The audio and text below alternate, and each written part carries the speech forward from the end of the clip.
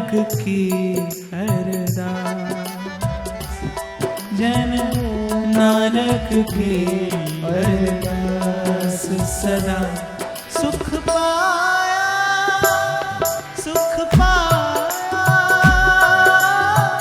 रहमत तेरी सुख पाया, सदा सुख पाया, सुख पाया, रहमत तेरी सुख पाया। और भव रोग की औषध है। हमारे डोंगरे बापा कहते थे, बोले अपने ठाकुर का श्रृंगार करते हो बस थोड़ी थोड़ी देर में आकर और प्रभु को निहार लिया करो, कह दिया करो कि प्रभु मुझ में तो ऐसा कुछ नहीं जो मैं आपको भा जाऊं, पर आप तो रूप और गुण के निधान हैं, आप तो करुणा के सिंधु हैं, आप तो अकारण दया के आगार हैं। क्यों ना आपकी मुझ पर कोई ऐसी कृपा हो जाए कि आप मुझे भा जाएं। मैं तो किस प्रकार अपने इस अतिशय चंचल मन को लाकर निवेदन करूं आपके चरणों में। मेरा तो स्वयं पर भी नियंत्रण नहीं, आप कृपा करिए।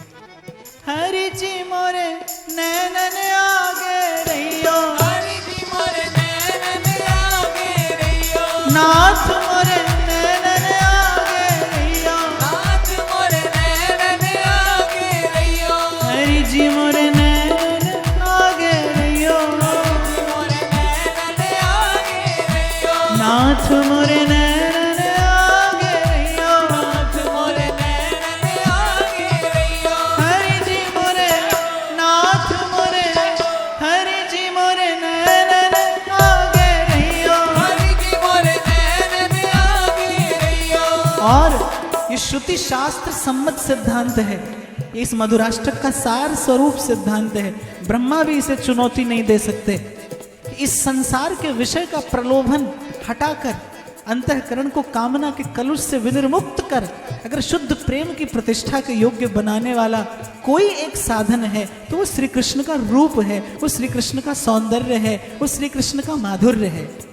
हरि जी मोरे नैनन आगे रहियो, हरि जी मोरे नैनन आगे रहियो, नाथ मोरे नैनन आगे रहियो, नाथ मोरे नैनन आगे रहियो, हरि जी मोरे नैनन आगे रहियो, हरि जी मोरे नैनन आगे रहियो, नाथ मोरे नैनन आगे रहियो, नाथ मोरे नैनन आगे रहियो, हरि जी मोरे नाथ मोरे, हरि जी मोरे नैनन आगे रहियो, हरि जी मोरे नैनन आगे रहियो, नाथ मोरे नैनन आगे रहियो, नाथ मोरे नैनन आगे रहियो, हरि बोल हरि बोल, हरि बोल हरि बोल, हरि बोल हरि बोल, हरि बोल हरि बोल, हरि बोल हरि बोल, हरि बोल हरि बोल, हरि बोल हरि बोल, हरि बोल हरि बोल, हरि बोल हरि बोल, हरि बोल हरि बोल, हरि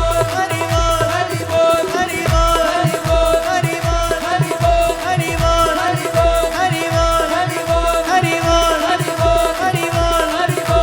हरि बोल, हरि बोल हरि बोल, हरि बोल हरि बोल, हरि बोल हरि हरि बोल, बोल हरि बोल हरि बोल दोनों हाथ उठा के प्रेम से हरि बोल हरि बोल हरि बोल हरि बोल हरि बोल हरि बोल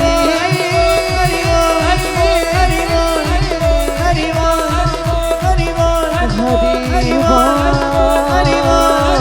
हरि बोल हरि बोल। आप की कल्पना से परे है कि इस युग में कलौ तद्धरि कीर्तनाथ, इस युग में जगन्नाथ की इससे श्रेष्ठ सेवा कोई और आप नहीं कर सकते। संत की सेवा नाम ध्याइए। अभी मुझे जहां जहां सेवा करने का अवसर मिल रहा है मैं निवेदन कर रहा हूं, और आप लोग बड़े प्रेम से आदर भी दिए हैं मेरी बात को।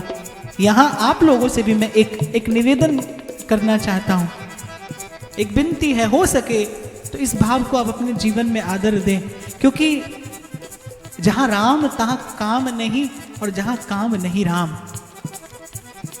संसार का कलुष कभी जीवन के अंत तक उस भगवत भाव की अनुभूति, उस भगवत भाव की प्रतिष्ठा मन चित्त में नहीं होने देगा।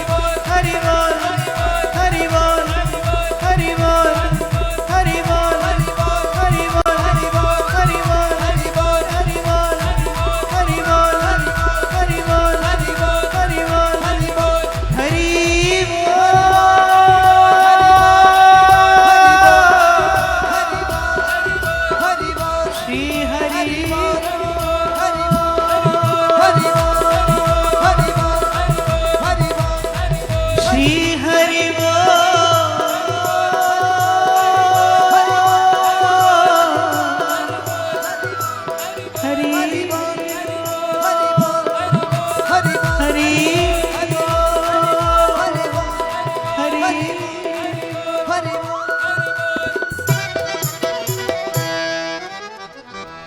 जिस मधुर स्वरूप का हम वाणी के माध्यम से उद्गान कर पा रहे हैं, उस माधुर्य की अनुभूति कराने में सक्षम केवल नाम है।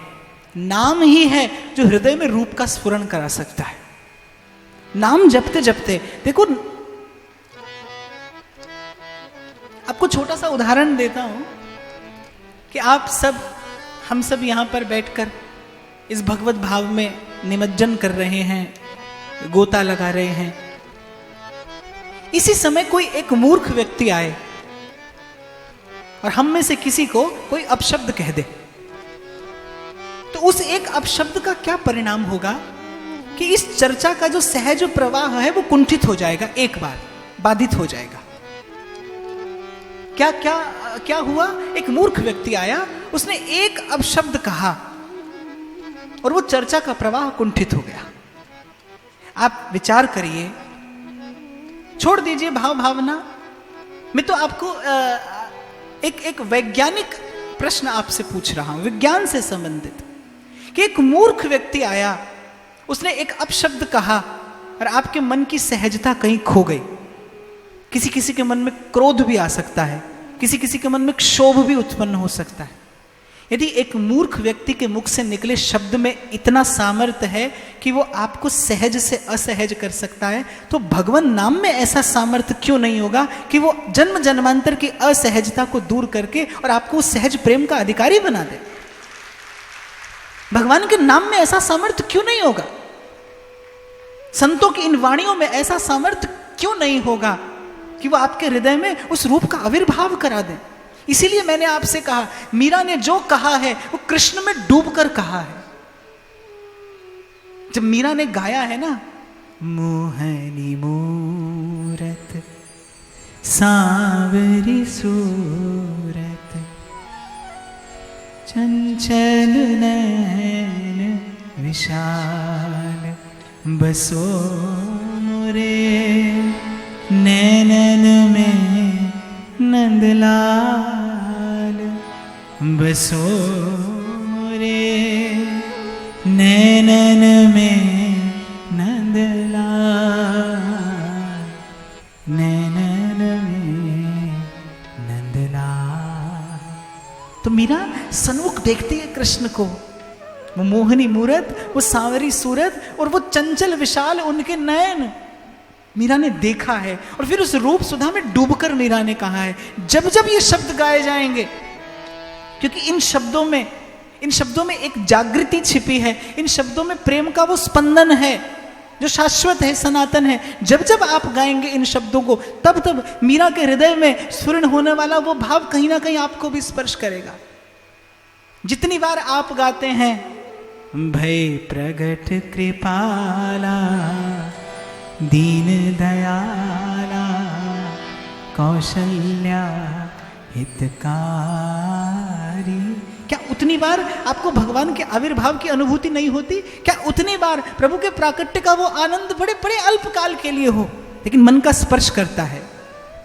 मैं तो जितनी बार गाता हूं, सुन बचन सुजाना रुदन ठाना भयवानक सुरभूपा, जितनी बार गाओ, मैं तो विचार करता हूं कि जिनकी गोद में करुणा निधान खेले होंगे, उन कौशल्या अंबा के हृदय से वात्सल्य की कैसी धारा प्रस्फुटित हुई होगी। अस्मदादि जड़ बुद्धि जीव भी जब इन पंक्तियों का गान करते हैं, तो एक क्षण के लिए प्रभु का वो बाल स्वरूप, प्रभु की वो बाल माधुरी इन नेत्रों का विषय बन जाती है। क्या दशा कौशल्या माता की हुई होगी, कैसा वात्सल्य उनके हृदय से प्रवाहित हुआ होगा, जिसमें स्नान करके स्वयं प्रेम मूर्ति प्रभु आनंदित हुए होंगे।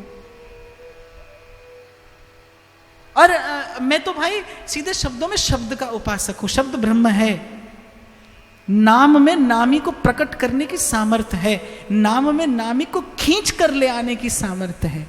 इसीलिए संतों ने कहा, सिमरिए नाम रूप बिन देखे कौड़ी लगे नादान, नाम के भाने खिंचे आएंगे आंखें आखिर एक दिन राम, राम से बड़ा राम का नाम, राम से बड़ा राम का नाम। कहो कहाँ लग नाम बढ़ाई, राम न सकहि नाम गुण गाई। आप जितनी बार गाइए गोपी गीत, उतनी बार गोपियों के हृदय की वो प्रेममयी विरह व्यथा वेदना उतनी बार हृदय को विगलित करती है, उतनी बार हृदय को पावन करती है। ये पवित्र कीर्ति भगवान का यश है।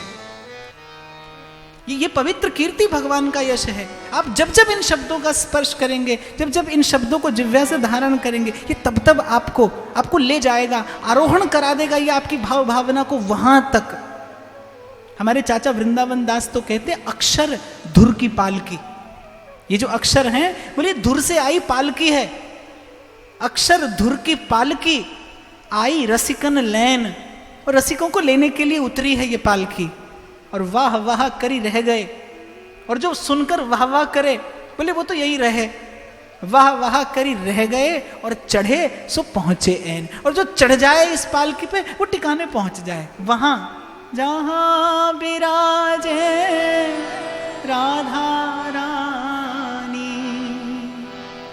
जहां विराजे राधा रानी, अलबेली सरकार कन्हैया ले चल बल्ली। नाम के रूप में भगवान ने अपनी असीम करुणा जीव को दान कर दी है। समस्त ऐश्वर्य माधुर्य भर दिया नाम में। मधुराधिपति का माधुर्य प्रकट किया है, वो अनिर्वचनीय स्वरूप साकार कर दिया है महाप्रभु श्री वल्लभाचार्य जी महाराज ने ये मधुराष्टक गाकर। अधरम मधुरम वदनम मधुरम नयनम मधुरम हसितम मधुरम। और प्रथम शब्द का स्पर्श मैंने किया था कि विचार किया था आपने, हमने यहां कि श्री महाप्रभु जी ने अधर से ही आरंभ क्यों किया, अधर से ही क्यों आरंभ किया। अनुशासन तो यह कहता है, पद्धति परिपाटी तो आज्ञा देती है कि चरण से आरंभ हो। स्तुति है भगवान की, श्री चरणों से आरंभ होनी चाहिए, पर श्री महाप्रभु जी अधर से आरंभ करते हैं। क्यों? क्योंकि अधरों पर वंशी है और वंशी में श्री राधा है।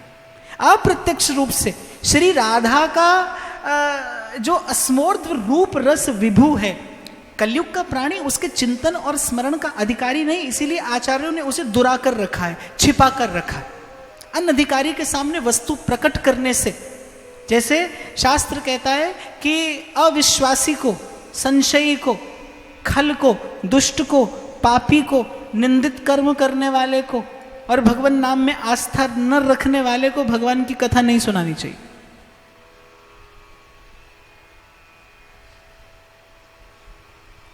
तो फिर क्या करें? अपनी ओर देखो तो जो जो बात कहेगी वो सबकी सब बात जीवन में है, और 100%। मौसम कौन कुटिल खल कामी, तो संत उत्तर देते हैं, कुंवरी किशोरी नाम सो उपजो दृढ़ विश्वास, करुणा निधि मृदु चित्त अति, ताते बढ़ी जिए आस। वो करुणामयी का स्वभाव, बोले उसके आश्रय पे हम ये कहने की दृष्टता कर रहे हैं। सहज स्वभाव परो नवल किशोरी जू को, मृदुता दयालुता कृपालुता की राशि है। नेक हूँ ना रिस के हूँ, भूले हूँ न होत सखे, रहत प्रसन्न सदा ही मुख हासि है। राधादास्यम पास्य यह प्रवर्तते गोविंद संगाशया, सोयम पूर्ण सुधा रुचि परिचयम राकाम बिना कांक्षति। किंचित श्यामरति प्रवाह लहरी बीजम नये ताम विदुस्ते प्राप्यापि महामृताम बुधिमहो बिंदुम परम प्राप्नुयु। बोले श्री राधा के चरणारविंद का आश्रय छोड़कर जो श्री कृष्ण रस प्राप्त करने की आशा रखते हैं, बोले मूढ़ हैं, वो रस समुद्र के किनारे तो पहुंच जाते हैं पर बिंदुम परम प्राप्नुयु, लेकिन एक बिंदु से अधिक वो और कुछ प्राप्त नहीं कर पाते। समुद्र में केवल जल नहीं होता, जल तो आवरण है, जल का तो आवरण है समुद्र में। वस्तुतः जो समुद्र में छिपा है वो तो मोती है, वो तो रत्न है, वो तो वो विलक्षण संपत्ति है जिसके लिए समुद्र को रत्नाकर कहा जाता है, वो तो रत्नों का आकर है। जल तो आवरण है। श्री कृष्ण से, श्री कृष्ण के उस मधुर स्वरूप के अतिरिक्त जो पाया जाए वो तो आवरण है। श्री कृष्ण का जो ये माधुर्य है, इसके अतिरिक्त श्री कृष्ण से जो पाया जाए वो तो आवरण है। जैसे कोई समुद्र के किनारे जाता है ना, बहुत लोग तो किस लिए जाते हैं, लहरों में खेलने के लिए जाते हैं, लहरों से खेले और लौट आए। और कुछ को तो लहरों में जाने से भी डर लगता है, वो दूर से समुद्र का दर्शन करते हैं और लौट आते। फिर कुछ लहरों में खेल लेते हैं, जिन्हें तैरना आता है वो तैर तक थोड़ी दूर चले जाते हैं। अच्छा, कुछ लोग होते हैं जिन्हें तैरना आता है, लेकिन फिर कुछ होते हैं जिन्हें गोता लगाना आता है, उसको मर्जिया कहते हैं, जिसे गोता लगाना आता है। तैरने वाला भी कुछ अधिक नहीं पाता। उपासना की भी ऐसी विधा है, एक भजन की विधा है तैरने जैसी। जैसे मैं कह रहा था 108 हनुमान चालीसा करेंगे, 51 हनुमान चालीसा, 108 सुंदरकांड, और माला भी करते हैं तो गिन गिन कर माला होती है। किसी ने मुझसे पूछा, बोले शास्त्रों में लिखा है कि मंत्र की संख्या गिनकर होनी चाहिए। शास्त्र में जो लिखा है, बहुत लोग होते बोले महाराज जी ऐसा लिखा है कि माला करते हुए ये उंगली का स्पर्श नहीं होना चाहिए और सुमेरु नहीं लांघना चाहिए, माला जपने के ये नियम है। शास्त्र में लिखे, शास्त्र में जो लिखा है वो सकाम अनुष्ठान के लिए लिखा है। निष्काम भक्ति में कोई नियम होता तो मेरे तुलसी बाबा क्यों कहते, तुलसी मेरे राम को रीझ भजो या खीज, भूमि पड़ा जामे सभी उल्टा सीधा बीज। ये जितने नियम हैं वो सकाम अनुष्ठान के लिए हैं। जब किसी कामना से आप भगवान का भजन करते हैं, जिसको सहज भजना है, उसके लिए कोई नियम नहीं है। सहज भजने वाले के लिए एक ही विधि है कि भगवान का विस्मरण ना हो जाए, भगवान का नाम जिह्वा से इतर ना हो जाए, भगवान भूल ना जाए, नाम की विस्मृति ना हो। तद विस्मरणम परम व्याकुल तेति। भाई यही भक्ति, यही सहज भजन की विधि है और निषेध है। किसी ने तो कहा है कि क्यों गिनकर नाम लूं उसका, गालिब ने ये कह के तोड़ दी तस्बीह। तस्बीह माने माला। बोले गालिब ने ये कह के तोड़ दी तस्बीह, क्यों गिन के नाम लूं उसका जो बेहिसाब देता है।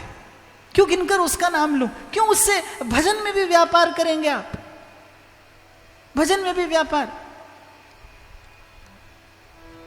और मुझे तो एक और बात, मैंने तो बहुत बार प्रश्न किया, किसी ने आज तक उत्तर नहीं दिया। मैंने कहा आप कहते हैं कि माला हो तो सुमेरु का लंघन नहीं होना चाहिए।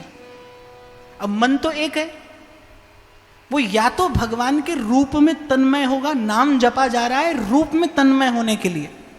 अब मन एक है, या तो वो रूप में तन्मय होगा, या उस मन को आप चौकीदार बनाकर खड़ा कर दीजिए, बोले भाई सुमेरु नहीं लांघ जाए। मन तो एक है ना, दो जगह कैसे लगेगा। बात अटपटी लगे तो कोई बात नहीं, पर मैं आपसे सच्ची कह रहा हूं। मैं कहता आंखन की देखी, आपकी माला उसी दिन माला होगी जिस दिन आप कब सुमेरु लांघ गए आपको पता भी नहीं चला। भगवान के रूप में, उस रूप सुधा का पान करते करते आपके मन को कोई ऐसा आनंद आया कि आप कब सुमेरु लांघ गए आपको पता भी नहीं चला। उसी दिन समझना कि आज माला पूरी हुई, आज माला प्रभु ने स्वीकार कर ली। हमारे डोंगरे बापा कहते थे, बोले लाला का श्रृंगार करते हो, जिस दिन श्रृंगार करो और ठीक से दर्शन ना हुए, उस दिन जानना आज लाला प्रसन्न है। तो पूछा महाराज दर्शन नहीं होवे कैसे।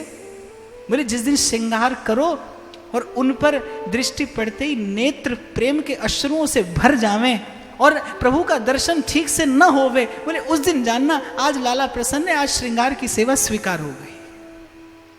ये प्रेम को पंथ करार महा। भगवत रसिक देव कहते हैं, भगवत रसिक रसिक की बातें रसिक बिना कोई समझ सके ना।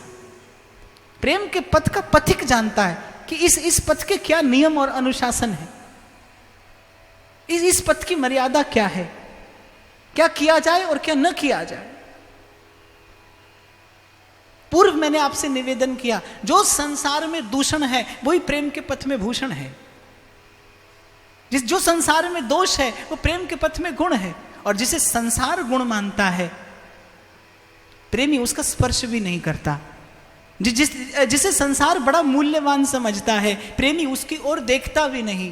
धन धन वृंदावन की बेल, जय जय जय श्री वृंदावन। छाह तरे करें जुगल रस के, जय जय जय श्री वृंदावन। मंद मुस्कात अंश भुज मेल, जय जय जय श्री वृंदावन। रसिक दे कोटि मुक्ति पग पेल, जय जय जय श्री वृंदावन। और अधर को सर्वप्रथम स्मरण करने का एक और रहस्य है। देखो, जिसने भी भगवान का यश गाया उसने पहला प्रणाम कहां किया, बताइए?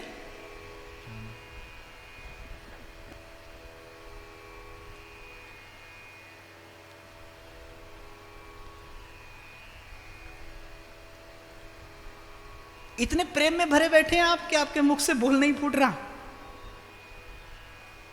श्री गुरु चरण सरोज रज, निज मन मुकुर सुधार। बरनौ रघुवर बिमल जस, जो दायक फल चार। भगवत यश गाया, बरनौ रघुवर बिमल जस, पर प्रणाम पहला कहा किया? श्री गुरु चरण सरोज रज।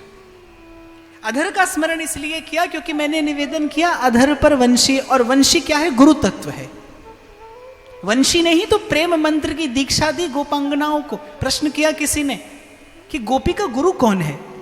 आप कहते हैं बिना गुरु के भगवत प्राप्ति नहीं होती, बिना गुरु के कृष्ण से मिलन संभव नहीं है, पर श्रीमद् भागवत में गोपांगनाओं के गुरु का तो वर्णन नहीं है। गोपी ने तो किसी से मंत्र लिया नहीं, और वैष्णवी परिपाटी है कि जब तक कान से सबसे पहले भगवान कान से भीतर जाते हैं। यथा यथात्मा परिमृज्यते ऐसौ मत पुण्य गाथा श्रवणा विधाने, तथा तथा पश्यति तत्व सूक्ष्मम चक्षुर यथैवांजन संप्रयुक्तम। भगवान कह रहे हैं सबसे पहले मैं कान से जाता हूं भीतर। रति मम कथा प्रसंगा, सबसे पहले बात अच्छी लगती है भगवान की, फिर भगवान अच्छे लगते हैं। पहले भगवान की बात अच्छी लगती है। आप भजन के पथ पर ठीक आगे बढ़ रहे हैं, इसका सबसे पहला लक्षण यही है कि आपको कथा श्रवण का लोभ जगे। कथा श्रवण जो है वो आपका व्यसन हो। रामचरित जिस सुनत अघाही, रस विशेष तिन जाना ना है। और वैसे भी जब जब कोई भूला है, जब जब कोई भटक गया पथ पर चलते चलते, कथा ही तो उसे सन्मार्ग पर लेकर आई है। काग भुसुंडी के पास गरुड़ जी को भेजा, किस लिए? को गरुड़ जी को मोह हो गया था, भूल गए। जब नागपाश से मुक्त किया भगवान को तो बोले अरे क्या यही भगवान है? ये मेरे आराध्य कैसे हो सकते हैं? ये नारायण कैसे हो सकते हैं जो स्वयं बंधन में पड़े हैं और मैं इन्हें मुक्त कर रहा हूं? और संशयात्मा विनश्यति, मोह के संशय के मन में आते ही धीरे धीरे आपका भाव शिथिल पड़ने लगेगा। जाने बिन नहीं हुई प्रतीति, और बिनु प्रतीति हुई नहीं प्रीति। आप जो भी साधन करते हैं उसमें आपकी पूर्ण निष्ठा हो, आपकी साधन में आपकी ऐसी गरिष्ठ निष्ठा हो कि आपको कभी उस साधन के